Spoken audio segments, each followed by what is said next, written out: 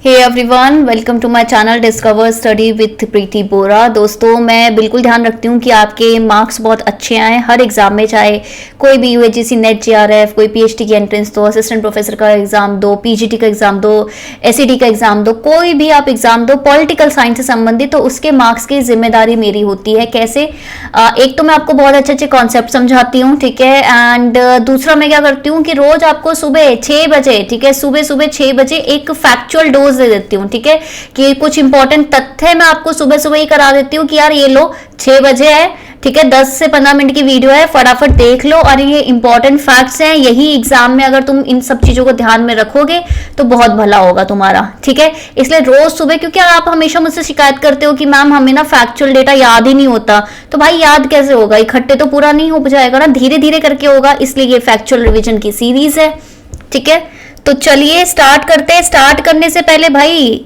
Series को successful बनाने के लिए एंड ज्यादा से ज्यादा लेक्चर अपने फायदे के लेने के लिए आपको क्या करना पड़ेगा, थोड़ी फीस तो देनी पड़ेगी। फीस किस फॉर्म में? भाई शेयर करो, व्यूज आने चाहिए, मुझे लाइक्स आने चाहिए, कमेंट में लिख के तो बताओ कि मैम लेक्चर कैसा लग रहा है। फिर जिस दिन बंद हो जाएगा उस दिन पुरानी वीडियोस में लिख रहे होगे मैम प्लीज इसे बंद क्यों किया, फिर से शुरू करो, लेकिन वैसे नहीं लिखना तुम्हें कि लेक्चर कैसा लग रहा है, ठीक है। तो लेक्चर में लिखो। चलो स्टार्ट करते हैं, इंग्लिश हिंदी दोनों में है। पहला फैक्ट एक्चुअली ये है आपका यूनिट नंबर 8, आपका पॉलिटिकल प्रोसेसेस, ठीक है, पॉलिटिकल प्रोसेसेस इन इंडिया, ठीक है। इससे संबंधित इंपॉर्टेंट फैक्ट आज से हो रहे हैं लेसन नंबर 26 में, ठीक है, ये याद रखना। पॉलिटिकल प्रोसेस में फैक्चुअल डेटा काफी पूछते हैं। पहला, इंडियन काउंसिल एक्ट जो 1861 का था, separate legislative machinery and was created by encircling the council of governor general legislative council for provinces, ठीक है। सो बेसिकली भारतीय परिषद अधिनियम ये जो 1861 है कि गवर्नर जनरल की परिषद को बड़ा करके अलग विधायी तंत्र बनाया गया था और प्रांतों के लिए विधान परिषद बनी थी, ठीक है। इसमें ऐसा हुआ था। The Congress session at Karachi in 1931 opposed the Gandhi Irwin pact, तो ठीक है, कभी क्वेश्चन आ जाए कि गांधी इरविन पैक्ट को कब इन्होंने अपोज किया था, कांग्रेस ने कब किया था? भाई कराची सेशन कब? 1931 में। Subhash Chandra Bose form the forward bloc, ठीक है, फॉरवर्ड ब्लॉक किसने फॉर्म किया था? सुभाष चंद्र बोस जी ने। गवर्नमेंट ऑफ इंडिया एक्ट 1935, ठीक है, इसमें by cameral legislature, provincial autonomy and all India federation है, ठीक है, ये सारी चीजें, राइट। सो बेसिकली इसमें यूनिट नंबर 7 भी मिक्स्ड है, ठीक है, अभी मैं वही देख रही हूँ। यूनिट नंबर 7 इंडियन इंस्टीट्यूशंस और पॉलिटिकल प्रोसेसेस, ये दोनों मिक्स्ड है, ठीक है, यूनिट 7 और 8 है, ठीक है। नेक्स्ट है कि कॉन्स्टिट्यूएंट असेंबली ने क्रिएट की, किसकी कॉन्स्टिट्यूएंट असेंबली जैसे हमारा कॉन्स्टिट्यूशन बना है, किसकी एडवाइस पे, सलाह पे बनी थी? वो कैबिनेट मिशन प्लान जो था 1946 का, उसके अंतर्गत बनी थी। और कैबिनेट मिशन प्लान में 3 जो वो लोग हैं जो कैबिनेट मिशन प्लान से रिलेटेड, उनका नाम बताओ और इसके जो प्रोविजंस हैं, फीचर्स हैं, वो पक्का पढ़ लेना। यानी कि अगर मैंने आज ये वीडियो निकाली है तो आज आपको कैबिनेट मिशन प्लान के अंदर जितनी चीजें वो पढ़ लेना। क्यों? क्योंकि भाई ये चीजें तो एनसीईआरटी में भी मेंशन है, और जो चीज एनसीईआरटी में मेंशन है ना, वो पत्थर की लकीर है, वो वहां एग्जाम में कभी भी पूछ सकते हैं, ठीक है। Next, Surendra Nath Banerjee was dismissed by the British from Indian civil Services, ठीक है, कौन डिसमिस किया गया था इंडियन सिविल सर्विसेज से? Surendra Nath Banerjee. The first venture of Gandhi ji in all India politics was Rowlatt satyagraha, ठीक है। अगर कभी भी क्वेश्चन आए कि भाई संपूर्ण भारत राजनीति में गांधी जी का पहला उपक्रम क्या है? रॉलेट सत्याग्रह। पंडित जवाहरलाल नेहरू और मौलाना आजाद ये ऑफिशियल कांग्रेस के नेगोशिएटर थे, किसमें? क्रिप्स मिशन में, ठीक है, क्रिप्स मिशन में इन सर स्टैफोर्ड क्रिप्स के साथ इन्होंने ही पूरी बातचीत करी थी, ठीक है, किसने? जवाहरलाल नेहरू और Maulana Azad. Next, Indian National Army INA कब आई थी? वो 1943 में आई थी, सिंगापुर में, आपको पता ही है ना।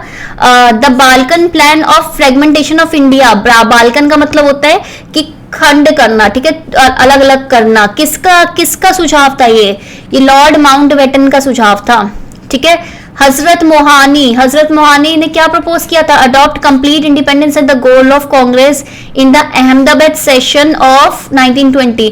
आपको आ सकता है कि किसने सबसे पहले बोला था कि आपको ना कंप्लीट, संपूर्ण मुझे क्या चाहिए? संपूर्ण मुझे स्वतंत्रता चाहिए। किसने बोला था? हजरत मोहानी ने। कहां पे? अहमदाबाद सेशन। कब? 1920, ठीक है।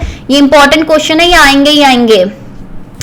अच्छा, एक बुक है इंडियन स्ट्रगल, भाई उसके ऑथर कौन है? स्ट्रगल इतनी आर्मी बना लिया इन्हें वगैरह, ये है Subhash Chandra Bose. Lokmanya Tilak was known as the father of Indian unrest, ठीक है। लोकमान्य तिलक को भारतीय अशांति का जनक बोला जाता था। किसने बोला था ये? सर वैलेंटाइन चायरोल, इन्होंने बोला था, ठीक है। Swaraj is my birth right and I shall have it, ठीक है। स्वराज मेरा जन्म सिद्ध अधिकार है और मैं इसे लेकर रहूंगा। ये स्टेटमेंट किससे रिलेटेड है? लोकमान्य तिलक जी से ही रिलेटेड है।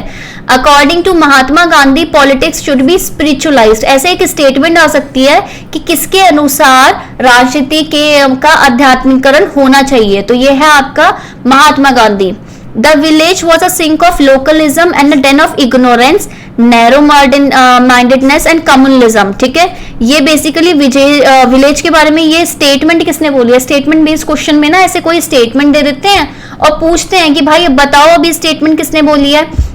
बी आर अम्बेडकर ने बोली है ये के अनुसार गांव स्थानीयता का सिंक है, अज्ञानता संक्रियता और सांप्रदायिकता का अड्डा है, ठीक है, according to B R Ambedkar. I am an English Tom walking up all the sleepers so that they may wake and work for their motherhood, ठीक है। बेसिकली ये बहुत अच्छी स्टेटमेंट है कि मैं एक अंग्रेजी टॉम हूँ जो अपने स्लीपरों से ऊपर उठ रहा है ताकि मुख्य रूप से लोग जग सके और अपने मातृत्व के लिए काम करे, यानी कि मैं सबको जगा रही हूँ, ठीक है। ये किसने बोली है? एनी बेसेंट ने। And Annie Besant first women president थी किसकी? इंडियन नेशनल कांग्रेस की। कौन से ईयर में और कौन सी प्लेस में इनका वो सेशन था वो मुझे कमेंट सेक्शन में लिख के बताओ, ठीक है। अगर मैं फर्स्ट इंडियन वुमेन की बात करती हूँ तो दैट विल बी आपका सरोजनी नायडू, ठीक है। क्या एनी बेसेंट 1917 में थी एंड सरोजनी नायडू 1925 में? ये ईयर मुझे बताओ, कंफर्म करो, क्या मैं सही हूँ? मैं गलत भी तो हो सकती हूँ, चेक करके बताओ। और ये कौन कौन सी जगह में इन्होंने, ये कौन कौन सी जगह हुए थे ये वाले सेशन, ये भी मुझे बताओ, ठीक है। Next, If God were to tolerate untouchability, I would not recognize him as God at all. अगर भगवान अस्पर्शता को सहन करते हैं तो मैं भगवान के रूप में बिल्कुल नहीं मानूंगा उन्हें। किसने बोला है? ये लोकमान्य तिलक की ये स्टेटमेंट है। स्टेटमेंट को ना मैं ऐसे कर देती हूँ सो दैट कि आपको याद रहे, ठीक है। No Indian could have started the Indian National Congress, ठीक है।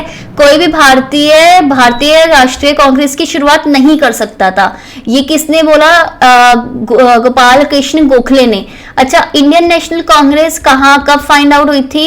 1885 में, ठीक है। किसके द्वारा? एलेक्टन ओलन ह्यूम के द्वारा, एलन ऑक्टेवियन ह्यूम के द्वारा। कहाँ पे? कि पुणे में था, बॉम्बे में था फर्स्ट सेशन, और मुझे फर्स्ट सेशन के प्रेसिडेंट, ठीक है, ये बताओ, ठीक है, ये बताओ। Government of India act 1919 provided for the first time statutory rules were framed provincial subject from the central subject, ठीक है। जो भारत सरकार अधिनियम 1919 में पहली बार संवैधानिक नियमों के प्रावधान किया गया था जो केंद्रीय विषयों से प्रांतीय विषयों मतलब अलग करे गए थे। The Rowlatt Act stood for imprisonment without trial and summary procedure for trial, ठीक है। रॉलेट में क्या हुआ था कि यार किसी को भी पकड़ के मुकदमा चला सकते हैं, उस पर कोई ट्रायल वगैरह नहीं होगा, अंदर डाल सकते हैं, ये सब चीजें रॉलेट एक्ट में थी। The objectives of All India State People's Conference was to establish responsible government in the princely state. All India State People Conference हुई थी, कब हुई थी? 1927 में हुई थी कि 28 में हुई थी? मुझे बताओ कमेंट सेक्शन में।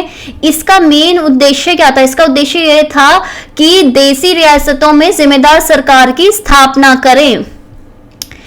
Jawaharlal Nehru described the government of India Act 1935 as a new character of bondage, ठीक है। जवाहरलाल नेहरू ने भारत सरकार अधिनियम 1935 को बंधन का एक नया चरित्र बनाया। आपको पता है 1935 वाला जो गवर्नमेंट ऑफ इंडिया एक्ट था वो बहुत ही ब्रॉड था और बर्मा और इंडिया दोनों के लिए अलग अलग आ रखा था, ठीक है। बहुत ही ह्यूज था, राइट, बड़ा बड़ा था, बहुत सारी चीजें उसमें मेंशन कर रखी थी, बहुत सारे प्रोविजंस थे। मैकडोनल्ड्स कम्युनल अवार्ड, ठीक है, आपका रैम से मैकडोनल्ड का जो कम्युनल अवार्ड था वो किस लिए था? कि सेपरेट इलेक्टोरेट देंगे। सेपरेट इलेक्टोरेट में क्या होता है? For depressed classes. अगर मैंने डिप्रेस्ड क्लासेस को सेपरेट इलेक्टोरेट दे रखे तो इसका मतलब क्या है कि उनके क्षेत्र के चुनाव अलग होंगे जिसमें वोटर्स भी वही होंगे और कैंडिडेट्स भी वही होंगे। Sarojini Naidu was the first Indian women to be president of Indian National Congress. ये तो मैंने बता ही दिया है कि सरोजनी नायडू भारतीय राष्ट्रीय कांग्रेस की अध्यक्ष बनने वाली पहली भारतीय महिला थी। CR Das was in prison when he functioned as a president of the Congress. ठीक है, इसमें से कुछ इस तरीके से क्वेश्चन आ सकता है कि इनमें से कौन से ऐसे पर्सन है जो जब वो कांग्रेस के अध्यक्ष बने थे उस समय वो जेल में थे, तो दैट वाज CR दास। ठीक है, the first British to become president of the Congress was George Yule. ठीक है, आपके पहले मुझे बताओ कांग्रेस के पहले अध्यक्ष बनने वाले मतलब अंग्रेजी अध्यक्ष बनने वाले बताओ। सो दैट वाज आपके जॉर्ज यूल, ये 4th प्रेसिडेंट थे। कहाँ सेशन हुआ था, क्या वो इलाहाबाद में हुआ था, कहाँ हुआ था ये सेशन की मुझे प्लेस मुझे बताओ कमेंट करके। ठीक है, एंड जितना मैं पूछती हूँ ना यार मुझे कमेंट करके बताओ, तो वो आपको बताना होता है क्योंकि आपकी प्रैक्टिस तो ऐसी ही होगी ना। Alfred Webb was the president of Congress in 1894। अच्छा, जॉर्ज यूल पहले थे, उनके अलावा भी बहुत सारे लोग अंग्रेज जो थे वो इंडियन नेशनल कांग्रेस के अध्यक्ष बने थे, जैसे अल्फ्रेड वेब बने थे 1894 में। ठीक है, इंडियन नेशनल कांग्रेस में जो स्प्लिट हुआ था वो कब हुआ था? ठीक है, जो दोनों विभाजन हुआ था वो कब हुआ था? 1907 में। कौन सा सेशन था ये? सूरत सेशन। अच्छा, ये स्प्लिट को किसने ट्रिगर करवाया था? क्या वो अरबिंदो घोष थे? कौन थे भाई वो? होम रूल लीग कब आई थी? 1916 में आई थी। तिलक की अलग थी, एनी बेसेंट की अलग थी, आपको पता ही है। Formation of Swaraj party. Swaraj party basically आपको पता है जवाहरलाल नेहरू और CR दास से संबंधित है। इन्होंने स्वराज पार्टी फाउंड की थी 1923 में। ठीक है, नॉन कॉपरेशन मूवमेंट कब की है? 1920 से 22 तक। और 22 में कौन सा चौरी चौरा इंसिडेंट हो गया था इसलिए वो हट गई थी क्या? नॉन कॉपरेशन मूवमेंट, असहयोग आंदोलन, बताओ। चलो आज इतना ही करते हैं, अदरवाइज ना बहुत ज्यादा फैक्ट्स हो जाएंगे। अब मेरे को एक काम कर देना, जो जो मैंने आपसे क्वेश्चन पूछे हैं ये मुझे लिख के बताओ, मुझे आंसर चाहिए सबके। अगर आप आंसर नहीं दोगे ना तो मैं आपके पर्सनल, अगर आप मुझे टेलीग्राम में मैसेज करोगे तो मैं आपको भी मैसेज नहीं करूंगी, क्योंकि जब मैं आपसे क्वेश्चन पूछ रही हूँ तो आप आंसर नहीं दे रहे तो फिर आप क्वेश्चन क्यों पूछोगे? ठीक है ना, इसलिए मुझे सबके आंसर चाहिए, मुझे सबका फीडबैक चाहिए कि वीडियो कैसे लगी है। और हाँ, ये जितनी भी ये इसकी पीडीएफ्स है ये आपको मिल जाएंगी। बस ये था कि मैं थोड़ा ऑक्यूपाइड थी तो मैं रात में आपको दे दूंगी, राइट। और दूसरी चीज भाई, ये जितने भी अभी आज हमने फैक्ट्स करे ना ये सारे एग्जाम में आए हुए हैं, सब एग्जाम में आते हैं। ठीक है, तो ध्यान से करना इसको। ओके, चलिए बाय बाय, टेक केयर। कल मिलती हूँ 6 बजे नेक्स्ट लेक्चर के साथ, और रात को 8 बजे भी MCQ आते हैं, वो भी आपको करने हैं। ठीक है, बाय।